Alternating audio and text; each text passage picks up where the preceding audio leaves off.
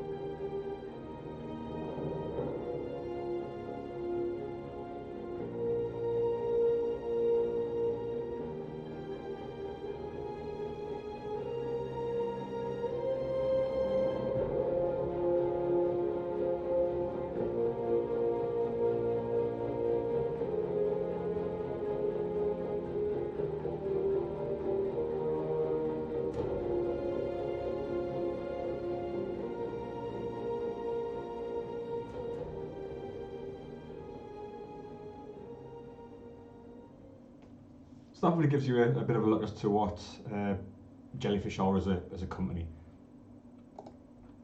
So the shots here that I'm going to go through are the shot where they're travelling to, I think it's Coruscant or something like that. Anyway, one of those unpronounceable names. Unfortunately,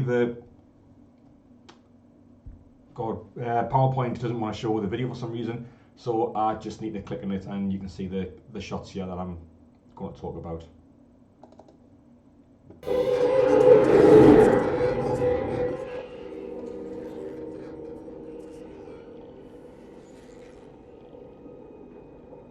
Please, tell me. All of it? The whole city? Tell me. All of it.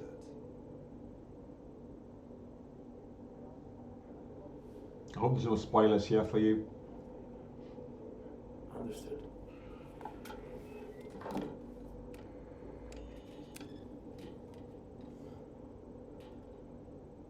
Set course for Ida. Second course for Edu. Is that where my father is? I think so. See who Galen stood there? You know him. Bodhi, the pilot. You brought the message. Yes. Your father. He said I could get right by this. He said I could make it right if I was brave enough to listen to wars in my heart. Do something about it. Guess it was too late. It wasn't too late. Seems pretty late to me. No.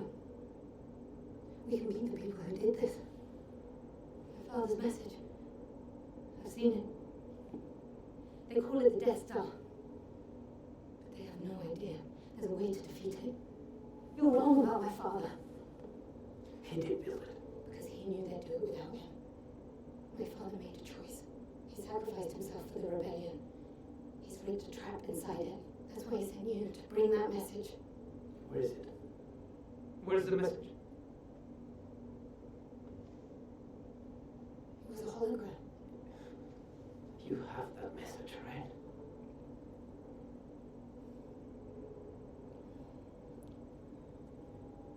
Everything happened so fast. You see it? You don't believe me. I'm not the one you gotta convince. I believe her. That's good to know. What kind of trap? You said your father made a trap. The reactor. He's placed a weakness there. He's been hiding it for years. He said, if you can blow the reactor, the module, the whole system goes down. We need to send word to the Alliance. I've done that. They have to know there's a way to destroy this thing. They have to go to Scarab to get the plans. I can't risk sending that. We're in the heart of Imperial territory. Then we'll find him and bring him back. And he can tell them himself.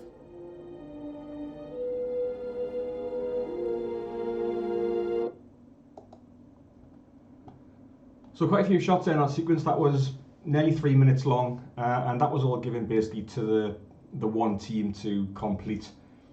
Nothing massively complicated in any of those shots, but just the fact that it's one of those things. It had to be done, and some of the technology used to actually create those shots are things that were used without the actual production. So this is a simpler look at some of the techniques the team at Jellyfish used to complete those shots.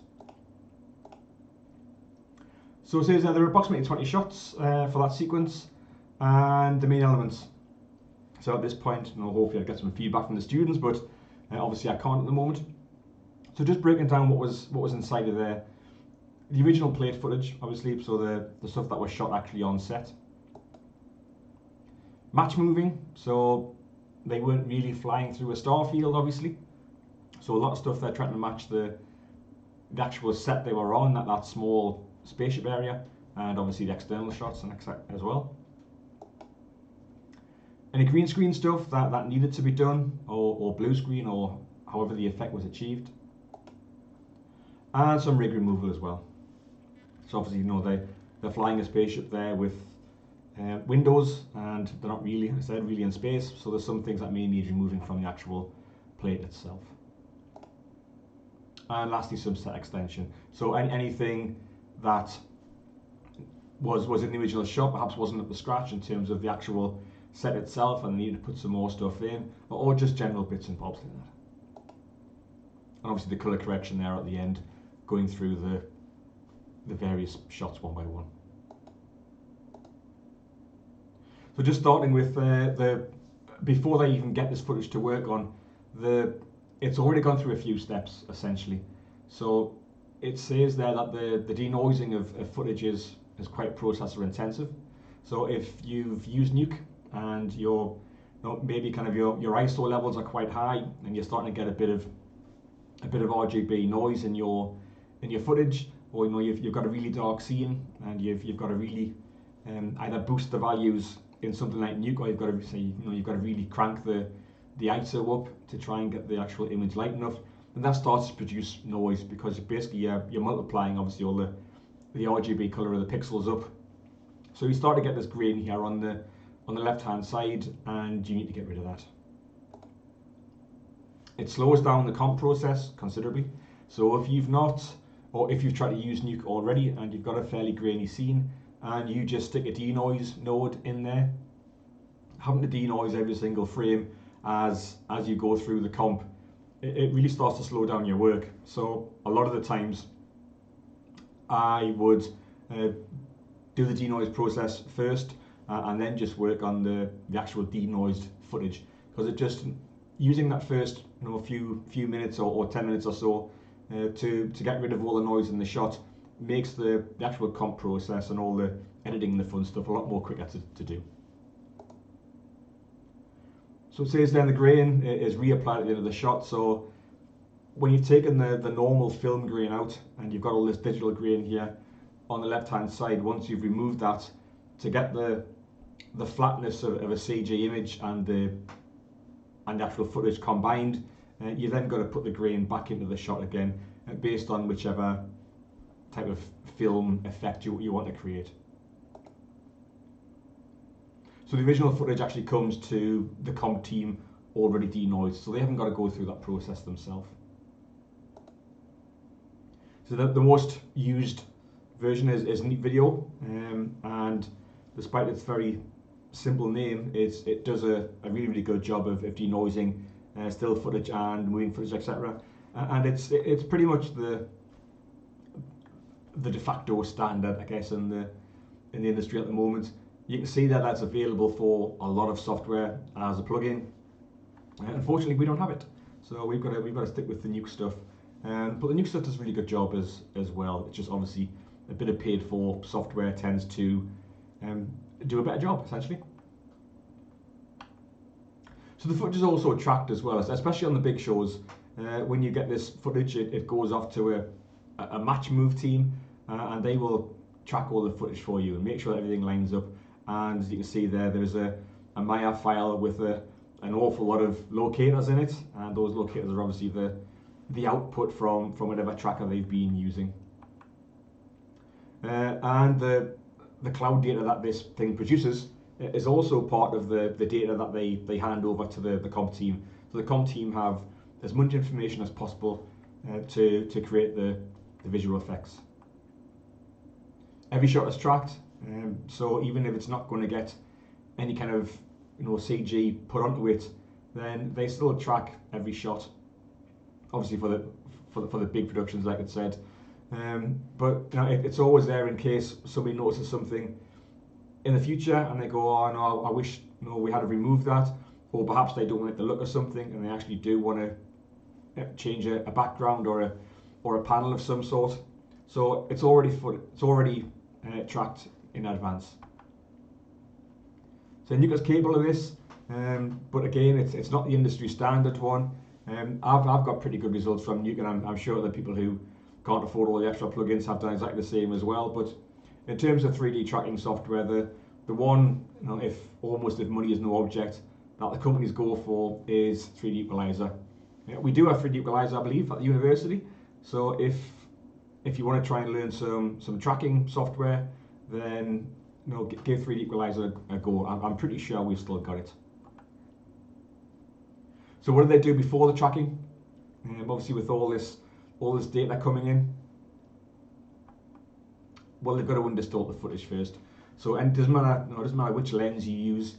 Every lens has a certain amount of distortion to it, whether it's barrel distortion or whether it's pincushion distortion. So they have to change it to be as flat as possible, to put the CG work onto it as a flat image, and at the end of it they re-distort both the footage and the CG back into the original lens distortion.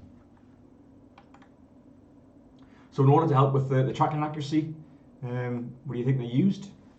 So LiDAR is what they've got there. And we saw a quick clip of it in the footage there. So just as you see it tracking outwards, then that image there that we saw, this one here, is the result of their LiDAR scans within the set. So you can see kind of bits of the set in the background, but this whole image here has been done with a LiDAR. So if you don't know what LiDAR is, basically it's a laser, and it spins around. Normally the laser itself doesn't spin around, it's normally a mirror, and the mirror spins around really fast with the laser pointing at it, and then basically obviously the laser goes out, it hits the surface, gets reflected back to a sensor somewhere close to the actual laser emitter, and it records the time it takes for the light to come out and then come back again, and it measures that time, and it knows how fast the speed of light is, and by measuring how quickly that light takes to come back, they can find out what the distance is. So stuff like self-driving cars and all that, you'll see them with great big LiDAR things on top of them, and that helps them scan out and see what the road is. So it's also known as a time of flight recorder, basically. So if we know the speed of light, we can measure the distance or the time it takes to cover that distance, and then we can get a figure, essentially. So here's one coming from a car, essentially, going down the street, and you can see there that we have the streaks as this laser scans out, exactly what it's hitting, and we can kind of tell where the laser is because we can see by the shadows here, or not really shadows, where the laser can't actually penetrate the vehicle there. It's a patch here left behind that we can't actually see, but as the vehicle drives up the road, we'll be able to get different angles and we'll be able to fill these gaps in. But it's just a nice way of showing here what the laser can and can't see. But like I said, as we kind of drive along here, then we'd be able to fill in all these gaps because the bit that it can't see will change angle, obviously. But then we can convert it into a model. So basically it's just a gigantic cloud, essentially. And you use that cloud to start to triangulate stuff. And the more definition you have with this laser, the more accurate you can get the actual, the final result. So you can see here, I know we have got some pretty good definition on the panels on the wall and the seats here and the panels behind, etc. So we've got some pretty good definition there of what the actual set itself looks like. Well, we've got real-time displays here as well. So this is a picture of a hand being clenched in a fist, and it's a shame that the GIF isn't working for some reason, but this hand is moving around, and you can see that the thumb area here is closer to the camera, and then it changes colour as it goes back to the sleeve here where you start getting dark blues. So that gives us a nice sense of depth, essentially.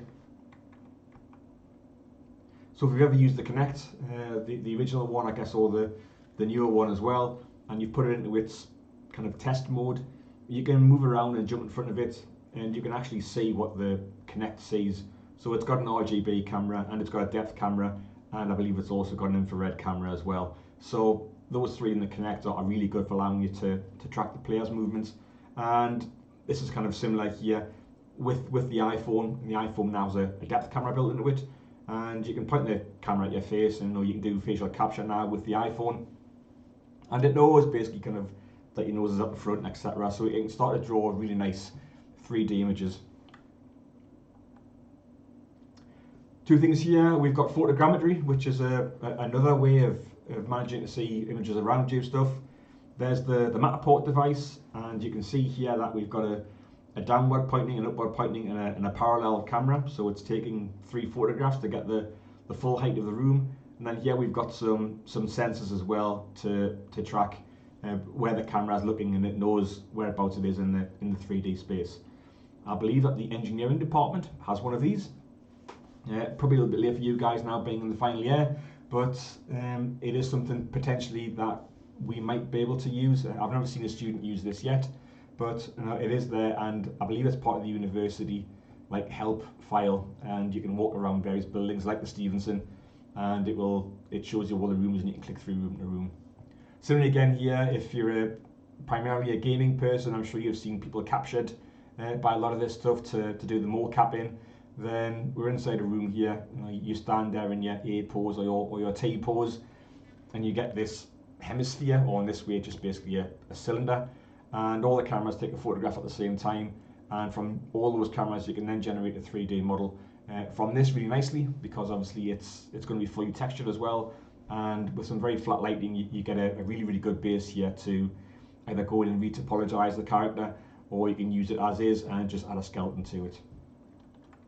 The main difference is obviously LiDAR uses a laser, and it's an outward firing way of creating a scene, and the photogrammetry stuff here is very much based on an inward facing scene. And the difference is LiDAR just uses a distance thing to figure out the angles, whereas photogrammetry uses some kind of triangulation, and it finds similar areas in all the photographs and generates its 3D information from that. Anyway, looking at the set here, so the LiDAR information that you get is basically everything within this set. So you've got to move the LiDAR around a couple of times to make sure you get all the angles, like you've seen there from the photograph of the LiDAR in the street. There's certain areas here that you wouldn't be able to get, so they've probably got to put this in maybe 3 or 4 places to get the full cockpit essentially. So looking at the shot there, you've got the windows, and you could be thinking this is probably shot against a blue screen or a green screen, and they've comped that in. They've removed the green screen from the shot eventually and just comped in some star fields and that kind of stuff. However, it wasn't. So the technology that they used here is certainly over the past year has really, really come into the spotlight as to how it's being done. And if you don't know kind of what's going on at the moment with the current technology, they're trying to get away from the green screen stuff if they can, and LED screens, etc. Are starting to become much bigger things now. So this was done with a set of LED light panels. So they were in the cockpit, and surrounding the cockpit was this huge array of lights essentially. So again, this video isn't going to work, so I'm just going to click on this one here.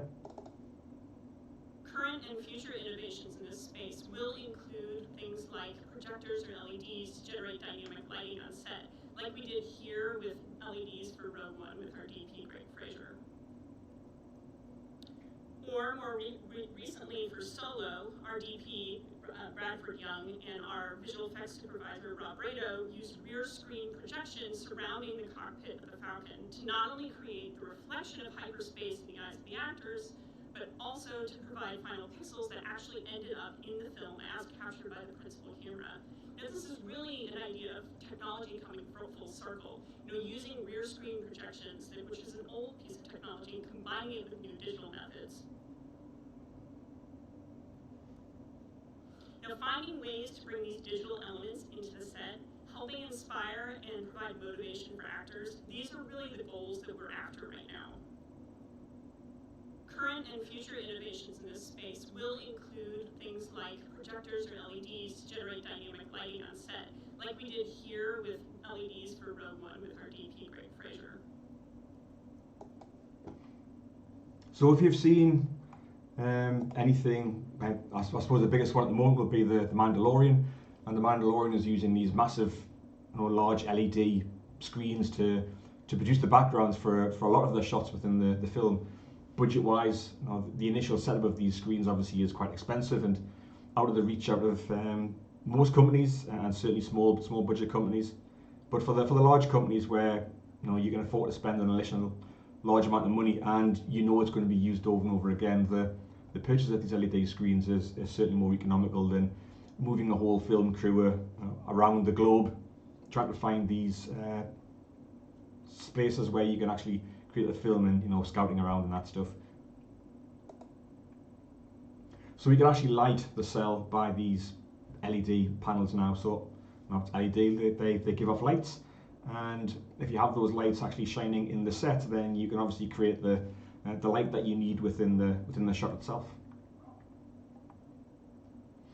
And it also puts the visual elements outside of the window, so you'd think you wouldn't have to comp anything anymore because you've got these giant screens and you're projecting actually what you want to see onto these screens, and it's being recorded there with all lighting information. So where's the issue here in terms of why do you need the CG effects that this team done? Current and future innovation. Stop. So the problems basically, the exterior lighting was too dark. So yes, you're able to project onto these panels or these LED walls, but they just didn't give off enough light to actually light the scene. So while they were useful for a reference point of view to actually kind of show what's going on and give the idea of the lighting, then the actual being able to light the scene completely wasn't enough. The worst thing would be individual pixels. So the resolution of these screens aren't so fine where film isn't going to pick it up. It's not so bad when you're working on smaller resolutions, perhaps 1080p or even 4K at the moment because of the 4K monitors.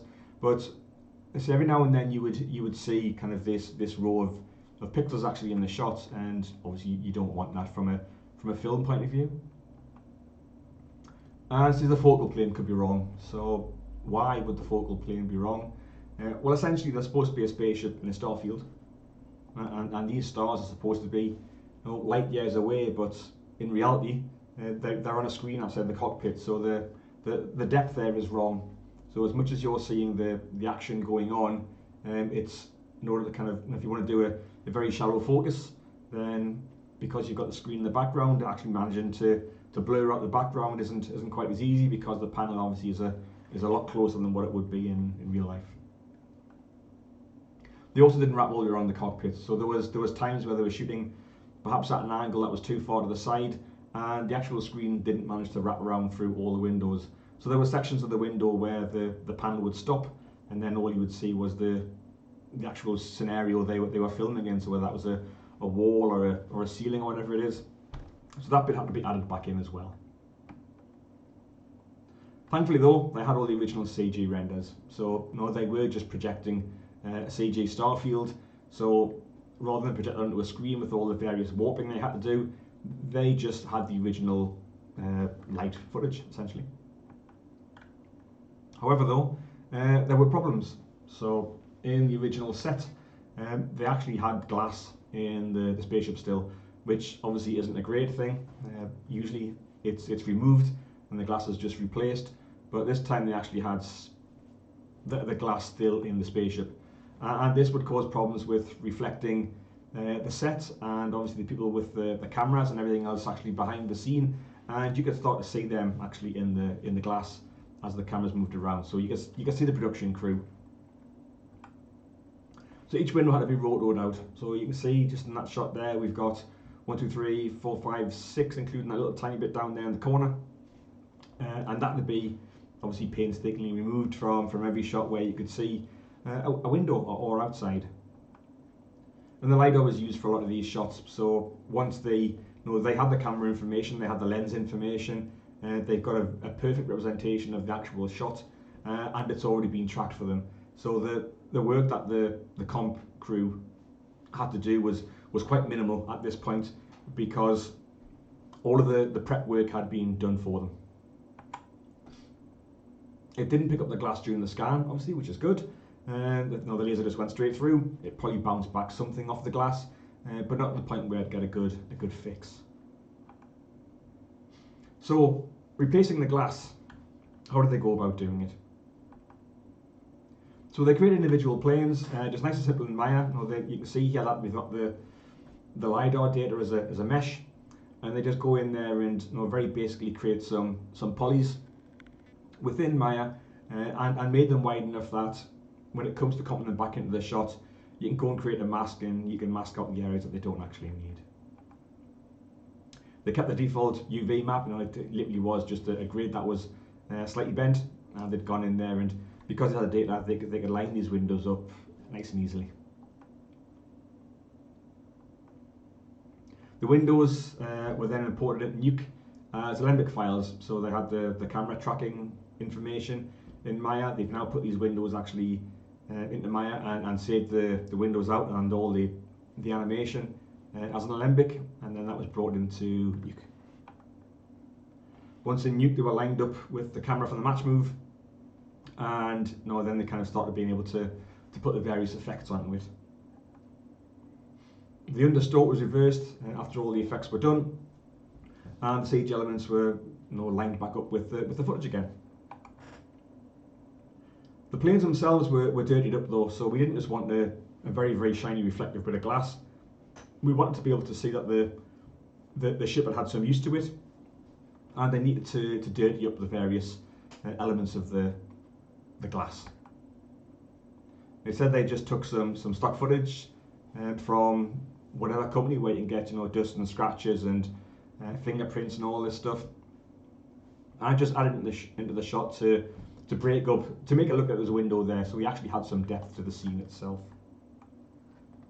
And they had about 4 or 5 layers for each plane, so a layer of scratches and then a layer of kind of edge build up, and then perhaps a layer of handprints, etc., just to show that, you know, these windows have been touched.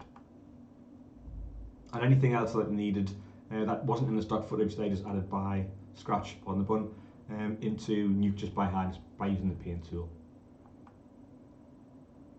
So they gave scratches and dirt a blast of light when they needed to. So as the background footage, obviously they were going to replace the background footage, but it was still lighting up the scene to some degree. So as these various flashes happened, they were just cranking up the gain in the color correction and stuff, and just making these scratches a bit brighter. So they were timing the brightness of these scratches to the flashes and effects that were going on actually outside the window. So this would give the windows some kind of weathering, when kind of, you know, it's subtle to kind of show that there's something live there in the shot.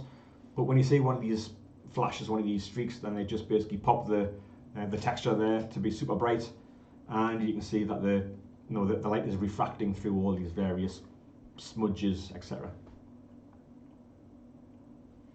So just this shot here, looking at it. Understood. So you can see here where they've got the various the panels down there in the corner and all these effects, and also the flashes here on the side of the panels. So you can see there, hopefully, that just play that again. A bit difficult to see as a still, but just the dirty grime marks that we've got here around the reflections down here. Just the grime marks in general around these areas here, where you can just see that there definitely is a bit of glass there, essentially.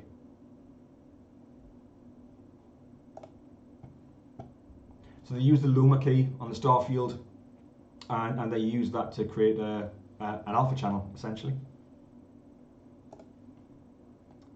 And so they took all these various bits of weathering that they had, and they turned that weathering into an alpha map, a grayscale image, and then just used that as a multiplier when they wanted the thing to flash.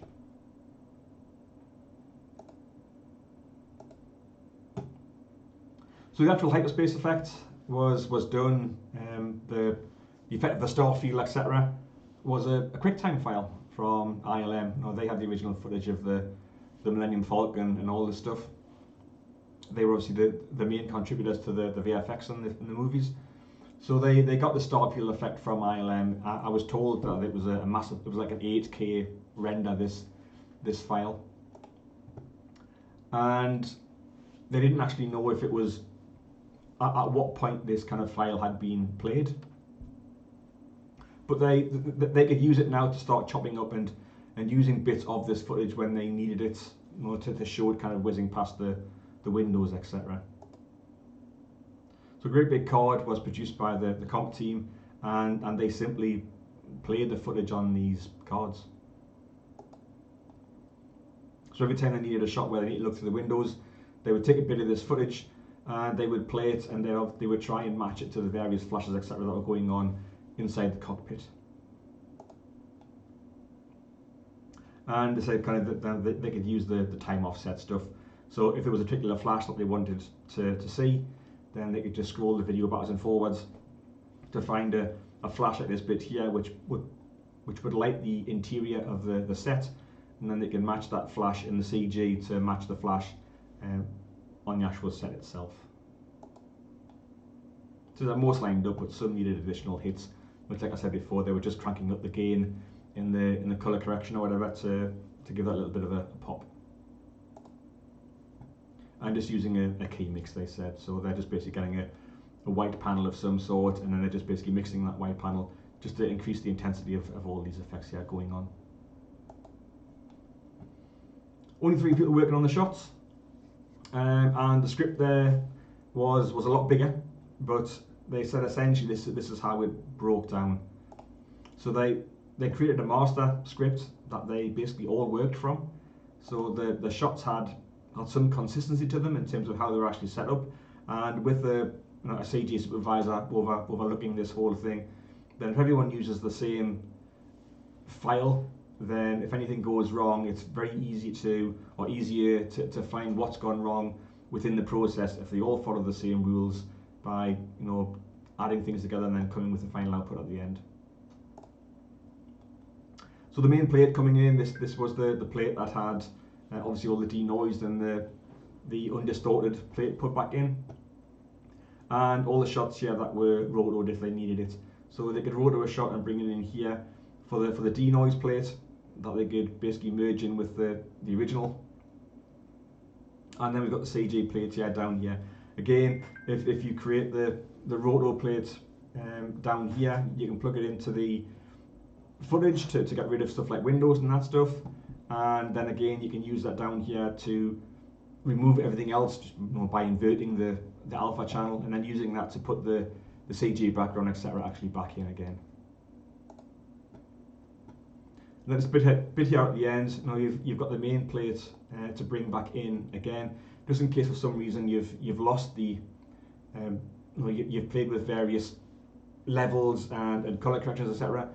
and you just need to bring the final plate back in again. Then it's also down here at the bottom. Apparently this is a lot easier to do than to try and drag the initial input of the footage kind of back in through all of this mess. It's a lot easier just to bring the footage in right at the end here and just replace anything that needs to be done. And you see just at the end that they've re-added the grain again right at the end of the shot. So just asking my friend after all of this, he said, is there anything that you would have liked to have done had you given more time? He says, no, we had plenty of time on these shots, so I felt pretty happy with them, looking back at them. One thing that happens when you work with a company like ILM is their technical checking is extremely precise. So if anything goes wrong, they've got to send all their shots back to ILM to be approved. And if ILM spots something that they don't like, then the shot comes back essentially. And they've said, we found this, can you please fix this? And that goes backwards and forwards a few times with the main CG company who hands out work to the smaller companies. Anything you would have approached differently? So it says, I'm not sure I would have done anything differently. It worked pretty well. Perhaps some more scratches with something like Simpsons Painter. So at the time, a lot of the people who were there didn't really use Simpsons Painter. I mean, I guess Mari is still quite a big thing to work on in film and television stuff. Simpsons Painter has taken a much better hold recently, again, especially with stuff like the real-time things within The Mandalorian and with Unreal Engine. And Simpsons Painter is much better matched to that kind of work, working in a real-time engine than what it is working with something like a pre-render thing, such as Arnold or whatever. And if shots come up again, he says he would probably split the glass into 2 layers. So any external shots would have their own comp levels, and any internal shots would have their own comps as well. This is just to make it kind of more like scratches on the outside where things obviously have bounced off the window, and the inside stuff where people have been a bit touchy-feely with the glass, and so 2 different effects to the glass. Yeah, it's the old classic story of telling a surface through texturing. And Easter eggs that I mentioned as well. There was a few shots from the sequence that in the trailers basically that hadn't been comped, so it is the original footage with the original LED background. And it says if you look at the original trailer, then there'll be certain shots that are a lot darker than other shots, and that's basically because it's the shots they hadn't had a chance to work on. So any Nuke nodes that he would have liked to have had while he was using Nuke, and he says there quite interestingly, he says, I don't think so, there's nothing fancy about the comps that he'd done, and what he's much more interested in is not what's new in Nuke, but have they fixed the stuff that hasn't been working for the previous whatever 4 or 5 iterations there. And he says they're going to usually no, they haven't, and he was ready to go out into the rant. So one of the big things to take from this is that don't get caught up in the I must have the latest version. It's you'd much rather have a version earlier that is a bit more solid than having something new that comes out all the time constantly and hasn't fully been tested. Yes, it's been tested inside the company before it's released, but they don't really get a test until thousands of people are working on this software. So he's happy to use an earlier iteration. So very similar to the stuff that we use perhaps in Unreal Engine. We never use the most recent version because they update it so quickly. It very quickly comes out of date. So as a university or as a school, we try and use a version of Unreal that's kind of been done and dusted. Just finally, just the jellyfish pictures again. 3 in London and 1 down in Sheffield. So if you're interested in having a look at their work, then go and check them out. And we'll leave that little bit there for jellyfish.